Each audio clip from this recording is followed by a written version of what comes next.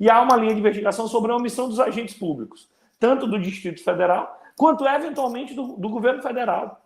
O presidente Lula já disse, se algum membro do governo federal tiver participado por ação ou por omissão, será responsabilizado. A CGU já está apurando. Você tem tido realmente, Rubens, uma performance muito forte, né, Rebeca? A gente ontem comentava disso, né, sobre porque a gente tinha alguns parlamentares aí que eram mais conhecidos nossos, inclusive, dessa mídia progressista do Sudeste, né? Então, você tinha a Jandira Fegali, o Rogério Correia, e você chegou assim, apesar de ser já deputado do segundo mandato, com a gente falou, o que será esse Rubens Pereira Júnior? E realmente tem tido uma performance muito impressionante na CPMI. Deixa eu mostrar um embate seu ou um questionamento seu, um trecho de um questionamento seu ao Mauro Cid na última. Foi muito impactante, já tínhamos mostrado aqui, mostro de novo. Isso aí. Vamos embora. Crer que era apenas um carregador de pasta. E o ajudante de ordens se transformou no cumpridor de ordens. Ordens no sentido de executar a rachadinha, de recuperar a joia apreendida, de vazar o inquérito sigiloso. O ajudante de ordem que vira um cumpridor de ordem, é por isso que o senhor está sentado aqui, Mauro Cid. Se não vejamos, no seu celular apreendido pela Polícia Federal, tem a minuta golpista. Uma minuta de GLO, de decretação de estado de defesa e de estado de sítio, para impedir a posse do presidente Lula, legitimamente eleito. Quando o senhor recebe a minuta golpista, o senhor deveria ter estancado, naquele momento, qualquer tipo de acesso que aquelas pessoas tinham ao senhor. Mas, pelo contrário, tanto o senhor não estancou que diversos outros golpistas se sentiram no direito e com liberdade, com proximidade, para tratar de ainda mais desse assunto com o senhor. Tá aí, um trechinho, Nilson Barreiro Júnior dizendo: adoro as arguições do deputado Rubens, o Ari Meneghini dizendo: Rubens, parabéns pela atuação, não pode ter anistia para esses militares.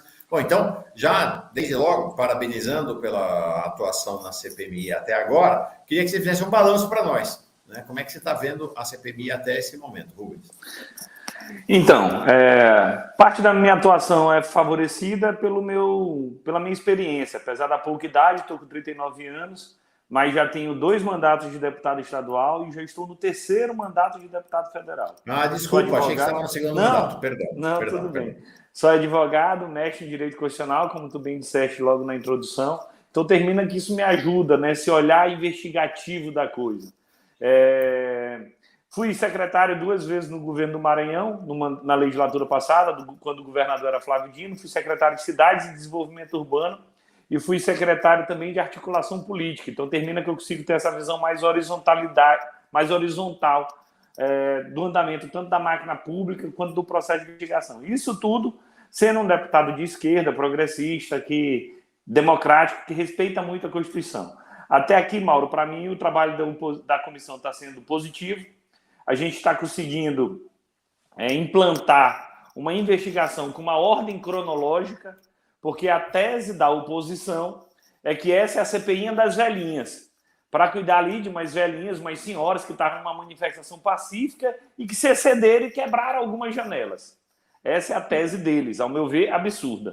Na tese deles, inclusive, há um raciocínio, ou seria uma falta de raciocínio, que diz que o presidente Lula torcia pelo atentado. É uma tentativa de inversão, colocar a vítima como agressor. Até as pedras sabem que o que houve foi uma tentativa de golpe de Estado, que aconteceu reiteradas vezes. Graças a Deus, todas foram frustradas. A maioria delas frustradas por incompetência. Quem não soube governar também não soube dar um golpe, ainda bem.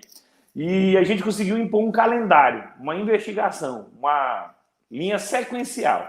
Então a gente já conseguiu investigar a Polícia Rodoviária Federal, que fez fechamentos desde os dias da eleição. E logo após o resultado da eleição, nós tivemos mais de 1.000 pontos de interrupções nas rodovias. Nas palavras do ex-diretor-geral, nunca houve tanta interrupção em rodovia como naquele momento. Se ali tivesse sido estancado, não tinha tido tentativa de golpe. Não foi, pelo contrário, foi incentivado. E isso gerou os acampamentos, que era uma máquina de terrorista, infelizmente. Tinha gente no acampamento fazendo manifestação política? Tinha, lateralmente, poucas pessoas. Mas lá dentro também tinha gente organizando bomba no aeroporto de Brasília. E esse foi um segundo episódio da tentativa de golpe, que a gente já fez a oitiva do George Washington, que ele disse, direto e indiretamente, olha, a gente quis botar uma bomba no caminhão de combustível, que era para o caminhão de combustível ir até o tanque de armazenamento e ali causar, à distância, uma explosão. Objetivo, criar o caos em Brasília para impedir a posse do presidente Lula. Então, essa foi uma outra tentativa de golpe. Terceira tentativa de golpe, as minutas golpistas. Eles tinham escrito medidas de GLO, medidas de decretação de estado de defesa e de estado de sítio para impedir a posse do presidente Lula. Mais uma vez, essa tentativa foi fracassada. Por fim, eles tentaram dar uma golpe no dia da posse, no dia 1º de janeiro, para impedir o presidente Lula de exercer o poder. Não tiveram coragem. Por quê? Porque a posse do presidente Lula foi marcada por muita gente na rua, foi uma posse democrática, milhares e milhares de pessoas na Praça dos Três Poderes, com muita representatividade. Aí ali eles adiaram o golpe mais uma vez. Quando eles tentaram, por fim, o golpe? No dia 8 de janeiro. Reparem que é uma sequência de atos.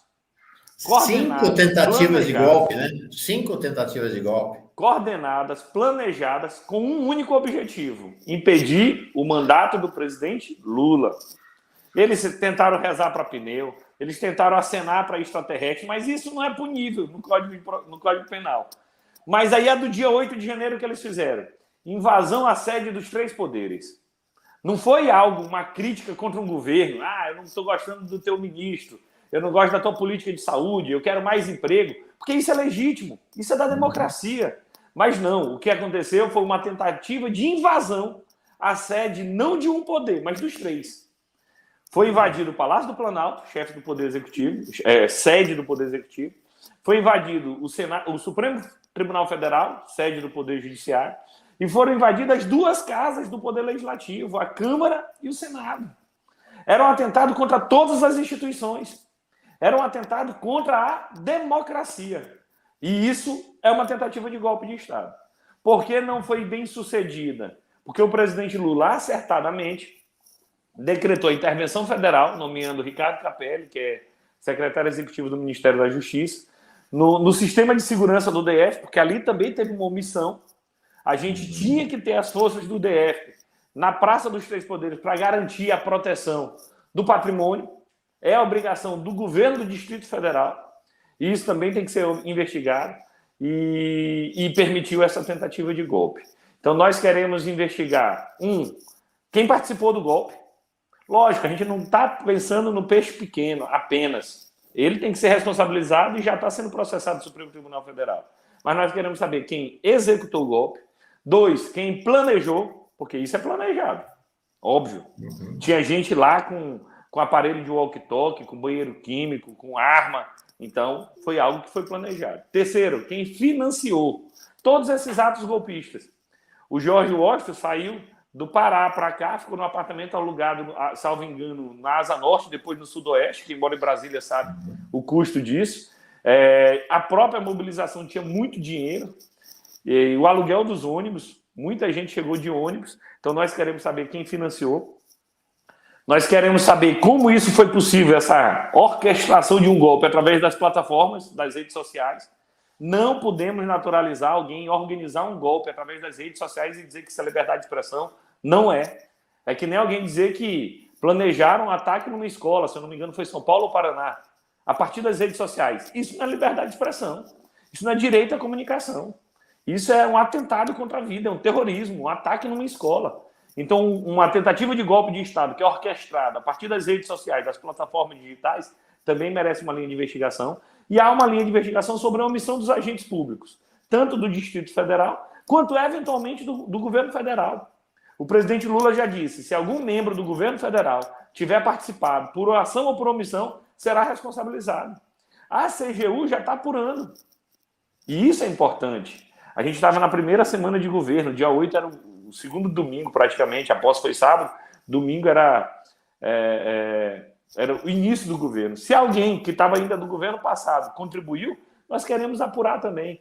Então, o objetivo da CPI é largo, amplo, é uma rede de ações e omissões, tem um calendário de investigação, tem investigação por ação, por omissão, por quem planejou, por quem financiou, por quem redigiu, e importante que a gente está tendo apoio, tanto da imprensa quanto da sociedade. A imprensa está cobrindo bastante. Atos como esse têm que ser dados a máxima repercussão para que nós evitemos que eles se repitam. É o direito à memória. A gente tem que memorizar bem o que aconteceu para que isso não aconteça novamente. A Argentina deu um exemplo para a gente de como deve se combater atos ditatoriais, atos antidemocráticos, após o encerramento do regime militar lá. Então, a imprensa e a sociedade têm acompanhado muito, e isso faz com que o êxito da comissão até aqui seja positivo.